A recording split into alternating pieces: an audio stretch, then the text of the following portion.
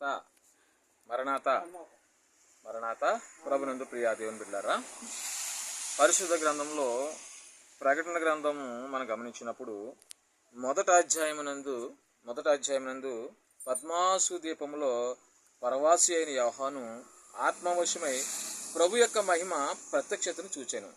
ఏమండి, యోహాన్ గారు ఏం చేస్తున్నారు ఇక్కడ? ప్రభు యొక్క మహిమ ప్రత్యక్షతను చూస్తా ఉన్నాడు ఆయన. ఎక్కడ? పద్మాసు దీపములో. అంటే ఈయన ఆత్మ వశమైపోయి ప్రభులో లీనమైపోయాడు ఆయన. కాబట్టి ఇక్కడ దైవజనులు చెప్తూ మరి మనకు వివరిస్తున్న మాట ఏమిటంటే 2-3 అధ్యాయంలో కూడా 7 సంఘముల యొక్క 7 సంఘముల యొక్క పరిపూర్ణ వధువు రూపమును చూస్తా ఉన్నాడు ఆయన. 2-3 అధ్యాయంలో ఏం చూస్తున్నాడండి యోహాను గారు? వధువు సంఘము యొక్క పరిపూర్ణ రూపమును చూస్తా ఉన్నాడు. వధువు సంఘము యొక్క రూపం చూస్తున్నాడండి ఆయన. అంటే వరుడెవరు? యేసుక్రీస్తు ప్రభువారు. వధువెవరు? సంఘము. అంటే సంఘముల యొక్క పరిపూర్ణ వధువు రూపాన్ని చూస్తా ఉన్నాడు. నిజానికి ఈ లోకంలో వివాహాలు జరుగుతూ ఉంటాయి. మరి వివాహము పలానా అమ్మాయి అని తెలిస్తేనే మనము చూస్తాము. చూడకుండా ఆ వధువును మనం చూడగలమా? చూడలేము. ఏమో ఎవరో మనకి ఏం తెలుస్తుంది. కానీ ఇక్కడ యోహాను గారు ఏం చేస్తున్నాడండి ఆయన? పరిపూర్ణ వధువు రూపాన్ని చూసేస్తున్నాడు ఆయన. వధువు రూపాన్ని చూస్తున్నాడు. అలాగే దీని బిడ్డలారా, 4వ అధ్యాయంలో చూస్తే 4వ అధ్యాయమునందు పైకి ఎక్కి రమ్ము, ఇక మీదట జరగవలసినవి. ఏమండి, పైకి ఎక్కిరా, ఇక మీద జరగవలసినవి వాటిని నీకు కనుపరచదని ఒక స్వరం వినబడతా ఉన్నది. ఏం వినబడుతుందండి ఆయనకి? ఒక స్వరం వినబడతా ఉంది. ఇక్కడి నుంచి నీకు ఏం జరగాలో అవన్నీ కూడా నేను చెప్తాను అని ఒక స్వరం వినబడుతుంది ఆయనకి. తర్వాత వెంటనే యోహాను గారు ఏం చేశాడట?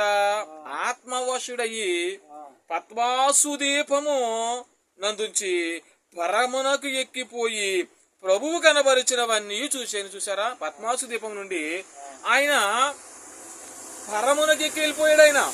ఆయన శరీరము అక్కడ విడబడినది.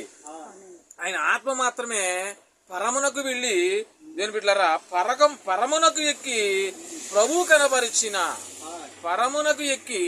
ప్రభు కనపరిచిన అన్నియు చూచెను. ఇదే ఆత్మ సంచార స్థితి అన్నారు దైవజనులు. తండ్రిగా దేవదాసయ్య గారు ఏం చెప్పారు? ఆత్మ సంచార స్థితి అని తెలియజేశారండి దేవుని బిడ్డలారు. కాబట్టి ఇక్కడ మనం గమనించినప్పుడు ఏమిన్నాడండి? ఫస్ట్ ఏం చూశాడు? ఆత్మవశమై ప్రభు యొక్క మహిమ ప్రత్యక్షతను చూశాడు మొదటగా అధ్యాయంలో. తర్వాత 2-3 అధ్యాయంలో ఏం చూశాడు? పరిపూర్ణ వధువు రూపాన్ని చూశాడు. మరి అలాంటి స్థితి మనలో ఉందా? పరిపూర్ణ వధువు రూపాన్ని మనం చూడగల స్థితి మనలో ఉందా లేదో ఒకసారి గమనించుకోవాలి మనం. అర్థమైందండి? ఆ వధువు దేని బిడ్డలారా, ఆయన వరుడుగా వస్తున్నాడంటే మనం వధువుగా సిద్ధపడుతున్నామంటే ఆ రూపం ఎలాగుంది? ఆ రూపం ఏ రూపంలో ఉన్నది మనం గమనించుకోవాలి, మనం చూడాలి. అందుకే దైవజనులు మరి 4వ అధ్యాయంలో ఏమంటున్నారంటే పైకి ఎక్కి రమ్ము, ఇక మీద జరగవలసినవన్నీ కూడా నీకు కనబరచదనని స్వరము వినబడెను. ఏ వినబడ్డదండి? ఆయన స్వరము మరి మనం విన్నామా? ఆయన స్వరం మనం వింటున్నామా? లోకంలో స్వరాలు వింటున్నామా? ఏమండి, లోకంలో స్వరాలు వింటున్నామా లేక ఆయన స్వరం వింటున్నామా? దీని బిడ్డలారా, అయితే వెంటనే ఆయన ఆ స్వరం వినంటే ఏం చేశాడు? ఆత్మవశం అయిపోయి పద్మాసు ద్వీపమునందుంచి ఆయన శరీరాన్ని అక్కడ ఉంచేసి దేని బిడ్డలారా పరమునకు ఎక్కిపోయి ప్రభు కనబరిచినవన్నీ చూసాను. దేని మనం కూడా ప్రభు మీద ఆనుకుంటే ఆయన కనబరిచినవన్నీ కూడా మనం చూస్తాం. ఏమండి, మనం కూడా ప్రభు మీద ఆనుకోవాలి. ఆనుకున్నప్పుడు ఆయన ఏమైతే చూపిస్తాడో అవన్నీ కూడా చక్కగా మనం చూస్తాం.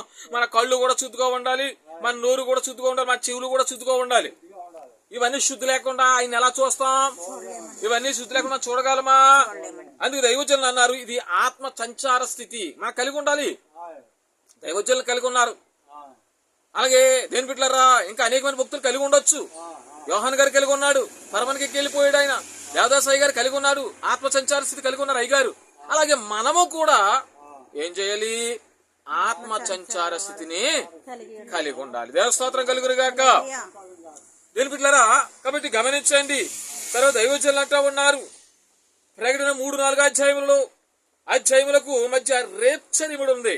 ఏముంది? 3-4 అధ్యాయుల మధ్య ఏముంది? రేప్చర్, రాకడ దేని బిడ్డలారా ఇమిడి ఉన్నది. అంటే ఇది బహు మరువుగా దేని బిడ్డలారా 12వ అధ్యాయములో ఉన్నది. ఎక్కడుందంట? ప్రకటన గ్రంథం 12వ అధ్యాయం చదవాలి. ప్రకటన గ్రంథం 12వ అధ్యాయంలో బహు మరుగుగా ఉందన్నారు దైవజనులు. ప్రకటన గ్రంథాన్ని అంతా కూడా దేని బిడ్డలారా యోహాను గారితో దేవుడు రాయించుకుంటే ప్రకటన గ్రంథాన్ని అంతా కూడా అద్భుతంగా వివరించారు దైవజనులు దేవదాస్ అయ్య గారు. ఆ ప్రకటన గ్రంథం అంతా కూడా చక్కగా వివరించే బుక్ రాశారు. దేని బిడ్డలారా ఆ యొక్క పుస్తకములో మనకి విపులంగా అర్థమవుతాయి చదువుకుంటే. స్తోత్రం కలుగును గాక. కాబట్టి దైవజనులు అంటా ఉన్నారు 12వ అధ్యాయంలో ఈ రాకడ అనేది మరుగుగా ఉన్నది.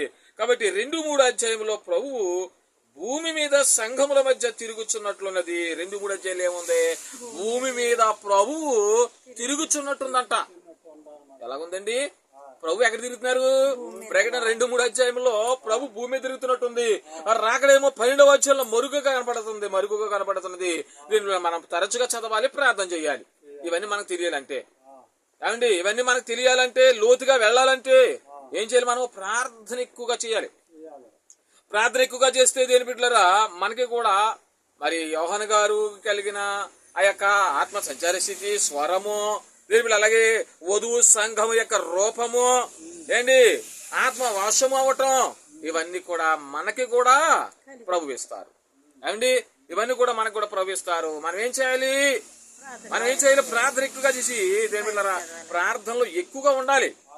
మన ప్రార్థనలో ఎక్కువగా ఉంటాం, లోకంలో ఎక్కువగా ఉంటాం. ఎవరంతే కదా, మనం లోకములో ఎక్కువగా ఉంటాం.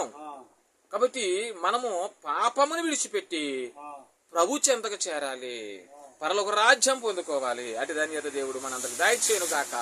ఆమేన్. మరణాత మరణాత మరణాత.